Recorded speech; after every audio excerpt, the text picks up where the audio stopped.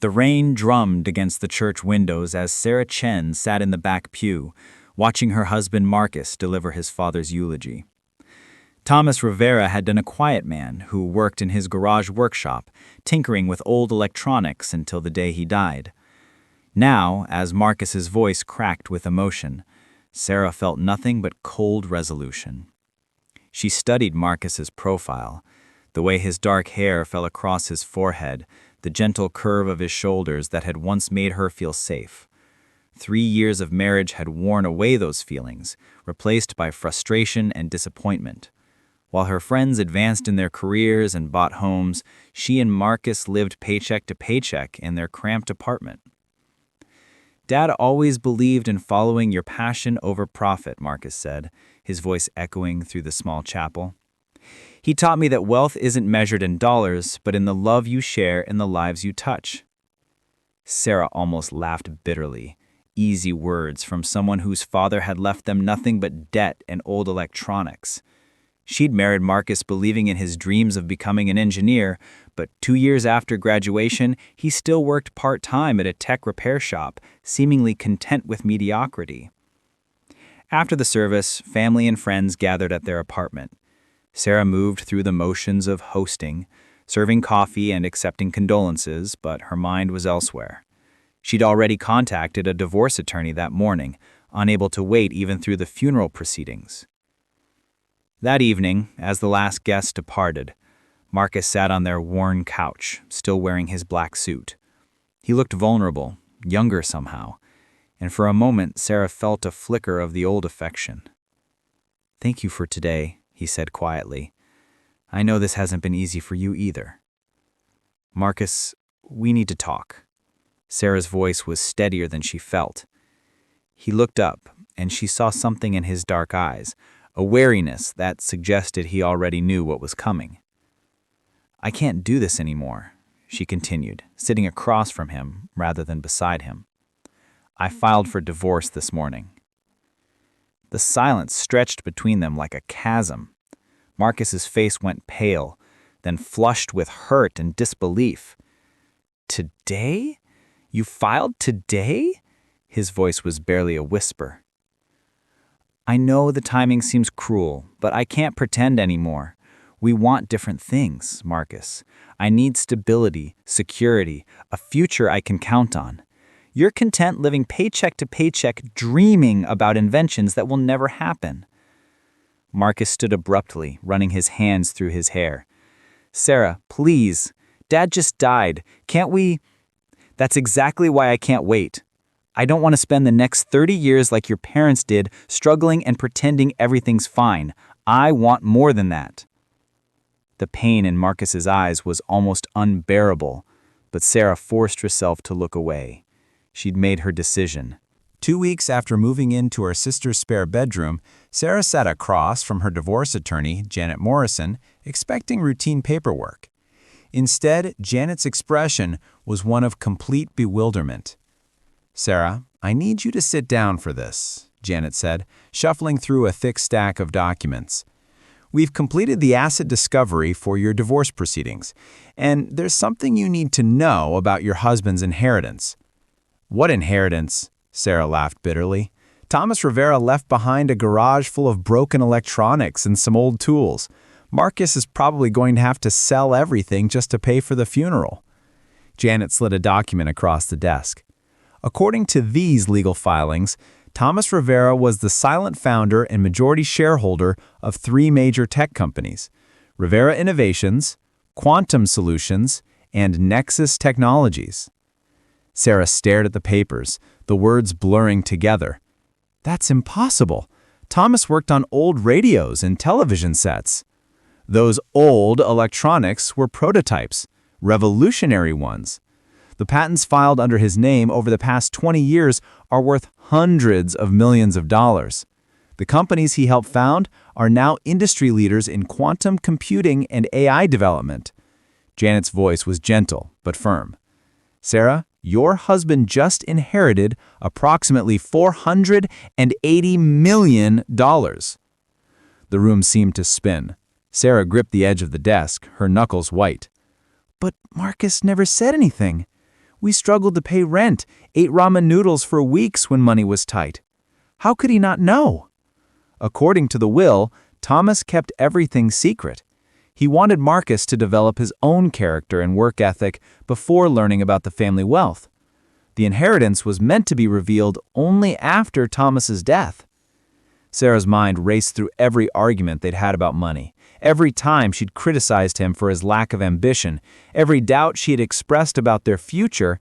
Marcus had heard it all while knowing he could solve their problems with a single phone call. That evening, Sarah drove past their old apartment building. Through the window of their former home, she could see moving boxes. Marcus was already packing, already moving on. She sat in her car for an hour, staring up at the lit window, wondering who the man she'd married really was and whether she'd ever truly known him at all. 3 months later, Sarah stood in the marble lobby of the Rivera Foundation building, her heart pounding as she studied the directory. Marcus's name appeared beside Chief Executive Officer on the 32nd floor. She hardly recognized the building. Sleek, modern, nothing like the cramped repair shop where he used to work. The elevator ride felt eternal. When the doors opened, she stepped into a world that might as well have belonged to a stranger. Floor-to-ceiling windows offered panoramic views of the city, and elegant furniture filled spaces designed for important meetings and life-changing decisions. "May I help you?" A polished receptionist smiled professionally. "I'm here to see Marcus Rivera. I was his wife, Sarah Chen." The receptionist's expression shifted slightly. Recognition, perhaps, or pity. "Mr. Rivera is in a board meeting, but I can see if he has time afterward." Sarah waited in a sitting area that probably cost more than her annual salary, flipping through magazines featuring Marcus on their covers. "Tech Air creates revolutionary charitable foundation," read one headline. Another showed him at a gala, looking confident and sophisticated in a tailored tuxedo.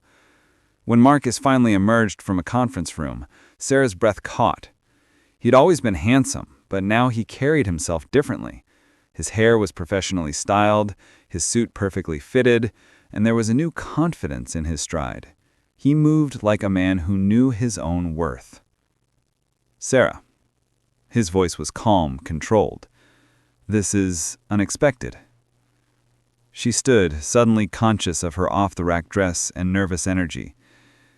"You look different." "I imagine I do." Marcus gestured toward his office. "Would you like to talk privately?"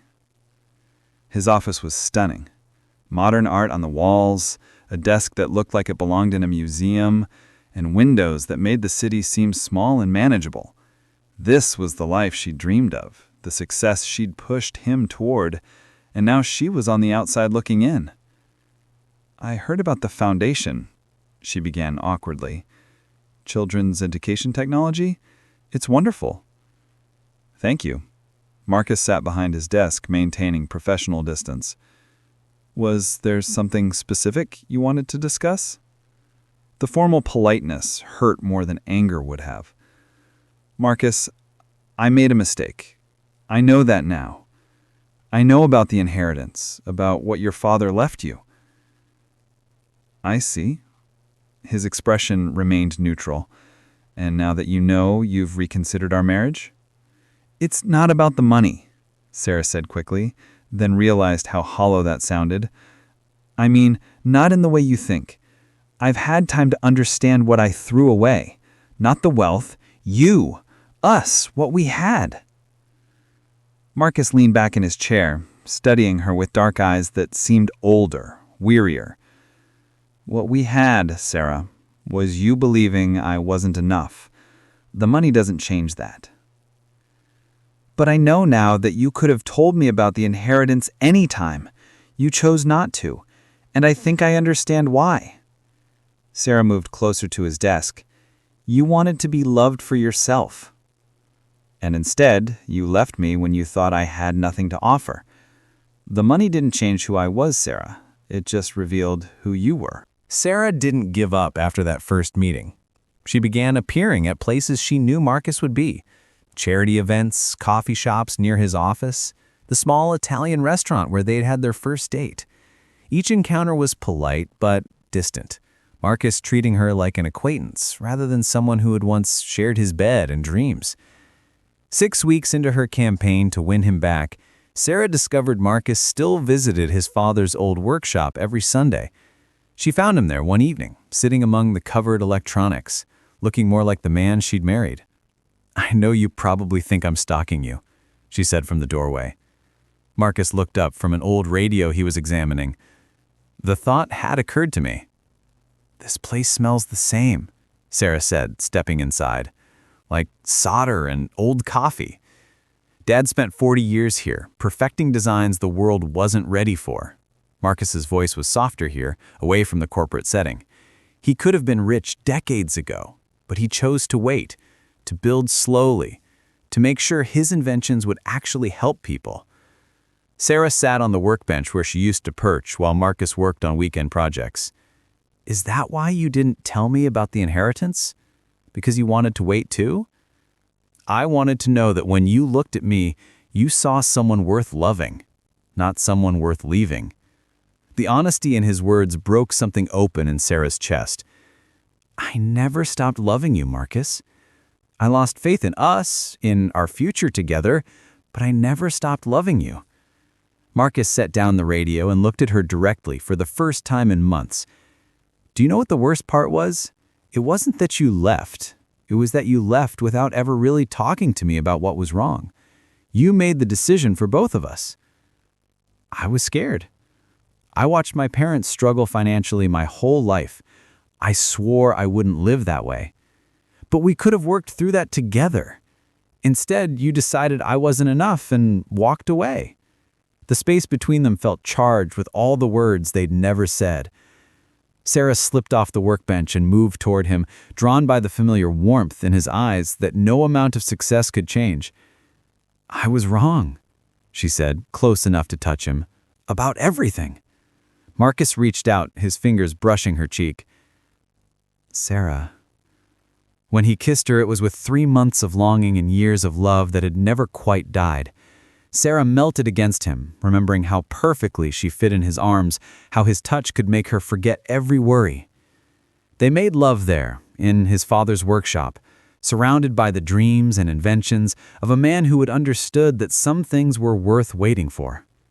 Afterwards, as they lay tangled together on the old couch Thomas had kept for late-night work sessions, Sarah felt hope bloom in her chest for the first time since the divorce papers had been filed. "What happens now?" she asked, tracing patterns on Marcus's chest. "I don't know," he admitted. "I still love you, Sarah, but love wasn't enough before. I need to know it would be enough now." The prenuptial agreement sat on the coffee table between them like a loaded weapon.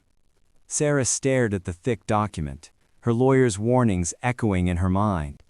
"Don't sign this," Janet had said. "You'll be walking away from a fortune." Marcus sat across from her in his penthouse living room, his expression unreadable. 2 weeks had passed since their encounter in his father's workshop. 2 weeks of tentative dinners and careful conversations about whether they could rebuild what they'd lost. "Read it carefully," Marcus said quietly. "If you sign this and we remarry, you'll have no legal claim to any assets I inherited or acquired since our divorce. No matter how long we're married, no matter what happens." Sarah picked up the document, though she'd already reviewed it a dozen times. The terms were clear and unforgiving. If they divorced again, she would leave with nothing more than what she brought to the marriage. She would also waive any claim to spousal support or community property. "Why are you doing this?" she asked. "Because I need to know," Marcus said simply. "I need to know that you're choosing me, not my inheritance. This is the only way I can be sure." Sarah's hands trembled slightly as she held the papers. $480 million. More money than she could spend in several lifetimes. Financial security beyond her wildest dreams. All she had to do was refuse to sign, and she could still try to win him back, hoping for a different outcome. "My lawyer thinks you're testing me," she said. "I am." Marcus didn't deny it. "The question is whether you'll pass." Sarah thought about the woman she'd been 6 months ago.